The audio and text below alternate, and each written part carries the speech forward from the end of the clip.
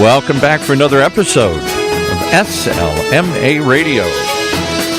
Rotating series of programs brought to you right here on the Funnel Radio Network by the Sales Lead Management Association. If it has to do with sales lead management or sales lead marketing, it probably starts here at SLMA Radio. Today we're back to the origins, the beginning of the show. A special episode from the founder himself, Mr. Jim Obermayer. Hey, Jim.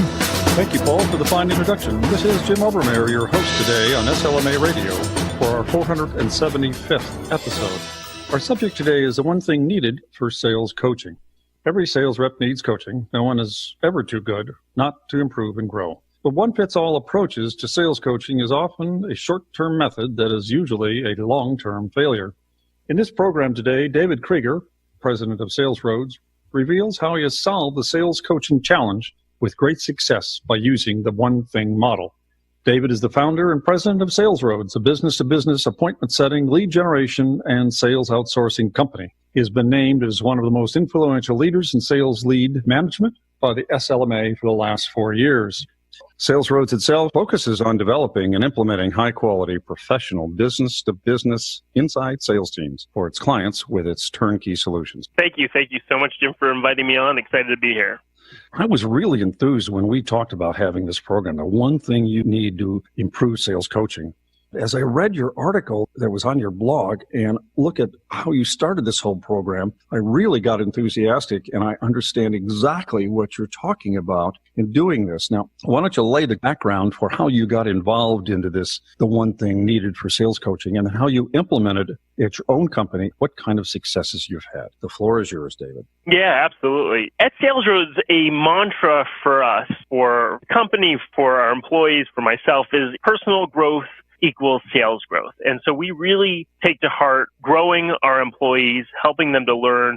And one of the best ways to do that is through coaching. And so for a number of years, we have taken coaching extremely seriously. We've built robust processes. We have regular coaching with all of our agents. It is something our managers are all trained on. And as we would evaluate the coaching, both in performance, but also really just to take a look at how people were retaining what the coaches were reviewing with them, the results were not what we liked. So we basically saw that a day after coaching, a lot of times people would forget maybe a quarter of what went on. And a week later, that would sometimes jump to like 50% of what was retained in the coaching. And so as I was looking at that, I felt that coaching is still extremely important, but there had to be a better way of developing our processes and systems around the coaching process. I was reading Gary Keller's book, Gary Keller of Keller Williams, who wrote The One Thing. And very successful business person. And he argued that the key to his success, both personally and professionally, had the most to do with focus and figuring out what was the one thing at that point in time, or for that day, for that hour, for that year, that would have the biggest impact on his business, on his life, and so forth. A light bulb went off for me. A lot of times as sales coaches, right, we listen to calls, we talk about the processes that our agents are following. We learn about the things that they might be running into, and we figure out all these different issues. And then we're excited and we have all these different ideas to share with them and talk about for them to implement in the coming week. And we load them up with all these great things that they can do that will miraculously fix their sales issues. It comes down to that old adage of you chase 2 rabbits, you catch none. If we're telling our agents to catch 10 rabbits, here are all the different things you need to go and do in the coming week. You know, it's no surprise that they're not going to move the needle because they just can't remember, or they're going to pick out of those 10 different things the thing that maybe is the easiest thing for them to implement, but isn't going to be the most effective thing in increasing their sales or making progress with their process. I might be speaking with one of my reps and they're talking about how they can't get certain people on the phone. And then when they get them on the phone, they're having trouble probing in the right way. And then once they probe, they're having trouble closing. And then we start talking about, okay, strategies on how to get people on the phone. And in the same coaching session, we're talking about how to ask better questions. And we're talking about how to close them better, right? So now you've got 3 huge things that they're going to be working on over the course of the week. Inevitably, it's not going to be easy for them to miraculously solve all three issues. So what we like to do is we'll look at data, we'll talk to them and things like that, and we need to, as coaches, think through which of these three issues is most important and is, if solved, is going to have the biggest impact on their sales metrics in the coming week. For instance, maybe in this scenario, if they're not speaking to anybody, let's focus on strategies to get people on the phone. And let's just focus like a laser beam this week on those different strategies, and let's move that metric up, because then that person knows that that's the number one thing that they need to do. And then we can start moving on to some of the other things. If we start loading them up with lots of different problems that they're solving, or also even lots of different solutions to those problems, inevitably you're either going to have them forget what are the key priorities, or they're not going to be able to actualize them in the way that we want them to. Interesting. When you pick out these individual pieces too, do you memorialize them in some way, shape, or form for training in the future? 100%. And so we have a whole process around that. And so we have our coaching sheet that will help lead us to that one thing. And it's memorializing them is so important, but it's also the full process of getting to that one thing. Because as you mentioned at the beginning in your introduction, it sounds simple, right? One thing. But actually, in some ways, it's much harder. It's much easier to just lay it on the sales rep and tell them all these different things they need to change.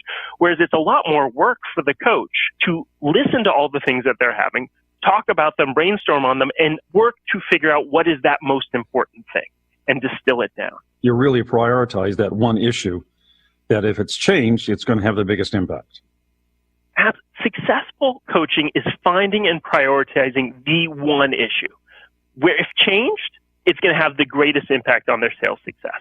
And we have found it just yields focus again. It equals change. It equals sale. And so that way we're empowering them to be able to focus on that most important thing and really internalize it and fix it. And that type of focus has really just paid dividends for our sales agents as well as our clients in the way of increased metrics and increased productivity. I just looked up the book, The One Thing, The Surprisingly Simple Truth Behind Extraordinary Results by Gary Keller. It's available, because I'm a Prime user, as probably just about everybody out there, for $0. And I can get a copy for $18.71, normally $24.95. It's available as an audiobook for $0. It doesn't cost anything. How can you not? Now, I overpaid. Yeah, you probably overpaid, but at the same time, I don't think people listening here understand the importance. They've translated the importance for their own sales reps and say, well, can I do this? Can I do this? Can I do this? But they don't understand the importance for you at SalesRoads, because you're working for other companies. And I have sold and been involved in telemarketing and appointment setting businesses and what have you. I've been a consultant. I've run call centers and things like that. And I know if I can give my monthly report and show that I've had a 25% increase in being able to get through, that means my salespeople are so much more efficient than the inside salespeople at that company or other companies. And if I can prove that I can get better appointments and have a 25 or 30% greater success rate in getting those appointments, it means a huge benefit for the customer. So you're really putting yourselves on the line. Everybody else working at a company, they're on a salary. So they spend a little time at the Xerox machine, or they spend time at the getting coffee or whatever the case might be, and BSing about the football game over the weekend. But your people don't have time for nonsense like that. You're there to produce every single hour. Every client expects measurement, the likes of which they don't do for themselves. So if you're saying this book has made a big change in your processes, I can understand how important this is. We've been speaking with David Kreiger. He's the founder and president of SalesRoads. We've been tackling the subject, the one thing needed for sales coaching. So he's given us the reasons why. We're going to take a quick break here. When we come back, David, if you can tell us how it works and how you implemented it, and can you give us an idea of the end results? We'll be back in just a moment. And just a quick note that SalesRoads provides its clients with turnkey simplicity when it comes to fulfilling their demand gen needs. There are no surprises because everything, including a list, is included with its services. Imagine that. Well, May it be basic lead generation and business qualifications, all the way to professional appointment settings, even staffed webinars and sales outsourcing. All that and more is in their wheelhouse. SalesRoads has a long list of satisfied clients in its 11-year history. You can be one of them. All you have to do is visit their site, SalesRoads.com. That's SalesRoads.com. All roads lead to SalesRoads. And inevitably, we always lead back to the second half of our show here with Jim and his guest. Thank you, Paul Roberts. Paul Roberts is our announcer for all things on the Funnel Radio channel. We're tackling the subject today, the one thing needed for sales coaching. And David Kreiger, the founder and president of SalesRoads, has been taking us down the path of the book that he read, The One Thing, The Surprisingly Simple Truth Behind Extraordinary Results by Gary Keller. He's already told us why this works, this coaching process, this coaching that he has brought on for his 50 or 60 people that he's gone on the telephone, setting appointments, getting leads, being in the demand generation business, and giving clients monthly reports. So it was really important that he get this right. How long has SalesRoads been in business, David? We've been in business 11 years. 11 years. Well, you don't stay in this business for 11 years unless you're doing something right. And you don't grow unless you're doing something right. David, how does this work? How did you approach it? I know you've got a 3 or 4 step process because I've read your article and I think it's really succinct and to the point. But let's hear personally from you. Do you have leads? Did you train your leads? Do you train your sales managers? Or do you do a lot of this training yourself? And then what is the process? Yeah, so we do train all of our managers to do this type of coaching because, again, it's embedded in our organization. So we have a whole training that I did develop based upon this one thing methodology that all of our managers need to go through, complete successfully, and it's a fairly rigorous process. But basically, the process that we train on to implement this is our coaches need to go into their coaching session with a concept of what might be that one thing. What might be the big issue that this agent is struggling with by looking at some of the metrics, listening to some of the calls, and we call that their hypothesis of help, going in and thinking what is it that might be that one thing. But you'll see why we frame it hypothesis of help in a minute. We then have them start asking questions. They'll present some of the metric, but then we really think the best coaching is done through asking questions, learning about the things that they feel that they're struggling with, learning about the things they feel are going well, and continuing to basically probe, almost like you're talking to a prospect. You've got to probe in and ask lots of different questions to try to help lead the agent to uncover what the one thing is. Because if they can discover themselves and self-diagnose the issue, we think there are a lot of benefits on many different levels to them doing it. So first of all, they're on the front lines, first of all, right? And they probably have the best conception of what might be an issue because they're dealing with it every single call. We're only listening to a few of them. We're seeing the metric. Second, if they self-diagnose the problem, they also own it, right? And they feel like they figured it out and they are that much more motivated to go out and implement that. And thirdly, it's just a great collaboration. You don't want to come in and just basically state, here are the issues and let's go do it. It's a really good working relationship to coach like that. So they go and they ask lots of questions. They try to lead the agent to where they think might be the issue, but they need to be open-minded that it might not be the one thing. And they try to get them to a place where they, at the end of the coaching session, say, you know what, this is my one thing. This is the thing that I need to work on over the course of this week, coming out of my coaching session. And here are some of the ways that I'm going to work on it. And we absolutely memorialize that on our coaching form. So we write down what is the one thing, what is the thing that they're going to do in order to address that one thing, and it is put on their coaching form. But then we want that to be a living, breathing document because a lot of times agents aren't going to go and bring out their coaching form every time. So we actually tell them, take a sticky note and put the one thing over their computer. Mm-hmm. And for that week, that sticky note needs to be above their computer so that they know exactly what they are focusing on out of their coaching session. And then we will have a regular management meeting. We'll sometimes have little huddles.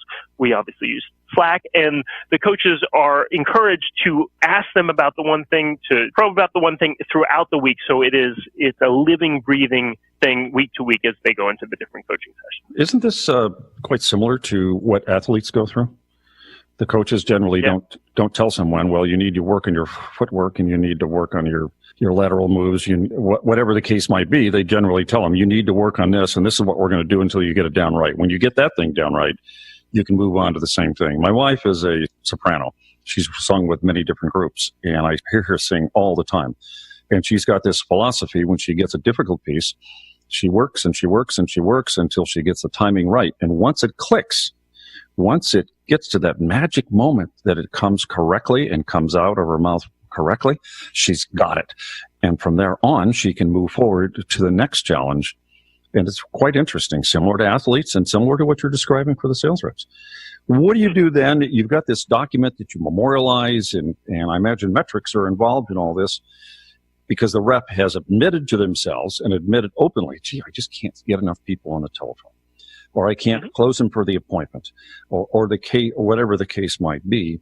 Once they admit it and they're in this collaborative mindset, they're much more, as you say, they're much more likely to tackle that issue and to solve it, because now it's a team effort between themselves and the coach.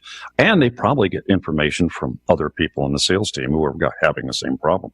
So what's the next step? Throughout the week, we're collaborating. It's got to be a living, breathing document. But then in the next coaching session, at the top of the coaching session, there is the one thing. And that gets documented and put at the top of the coaching session. We start with the one thing. And one of the key things we do, just to also just tense retention, we ask them what the one thing was from the last week and make sure that it was internalized and talk about what are the things that they did. And then we look at, usually that one thing will align up with one of the key metrics that we're checking, and we'll see whether it moved the needle or not. And if it did, that's great. We can either build on it and talk about something else, or if it didn't, then we'll take a look and see what are some of the things that worked or didn't work.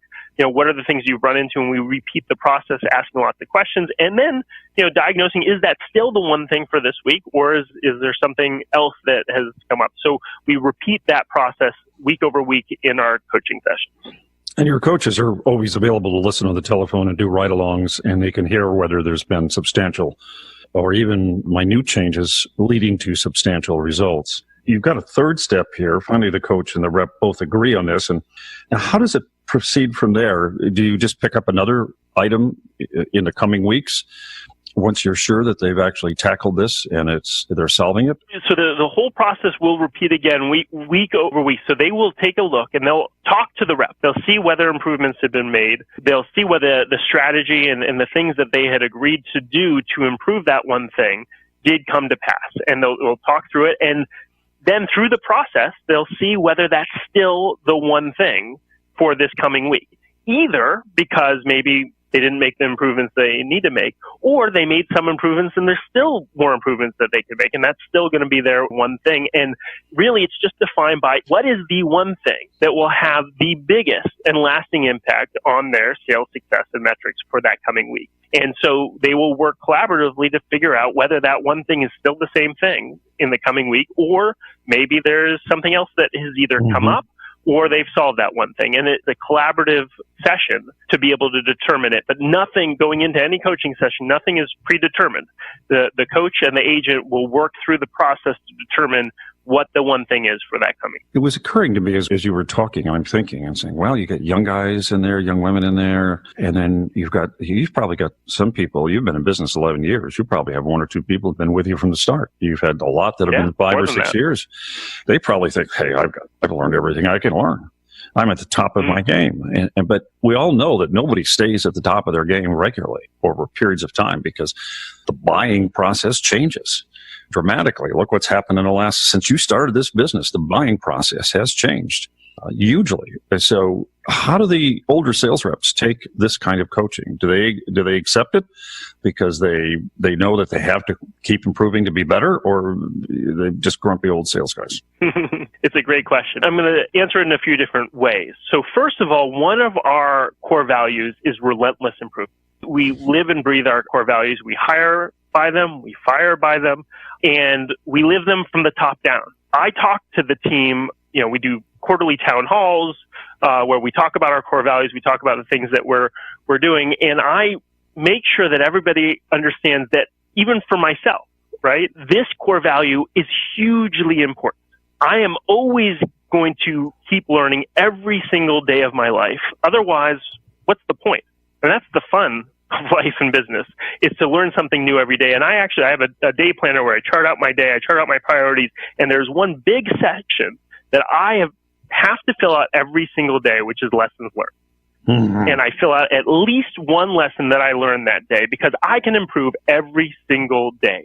And everyone can improve every single day. And in our organization, that's no different. And even if you are the absolute top rep, what I've actually found is the top reps usually learn more every single day than the bottom reps.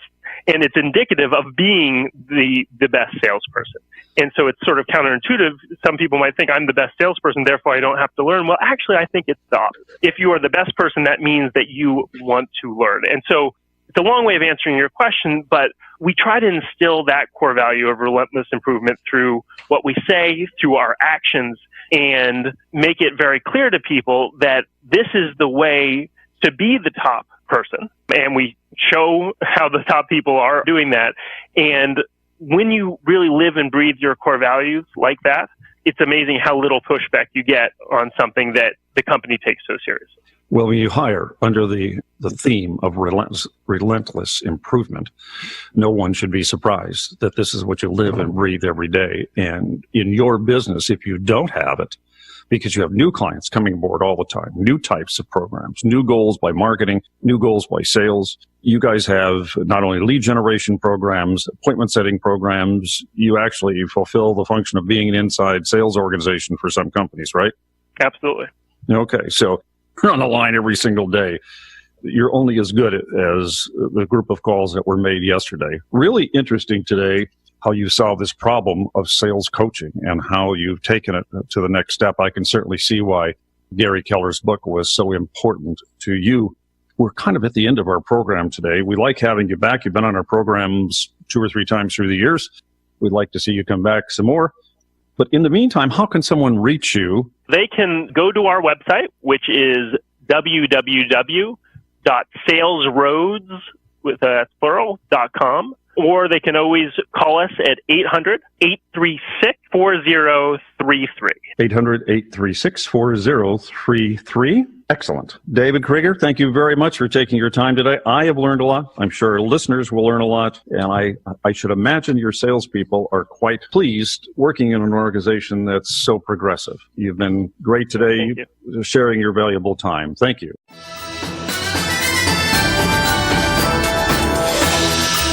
You've been listening to another episode of SLMA Radio.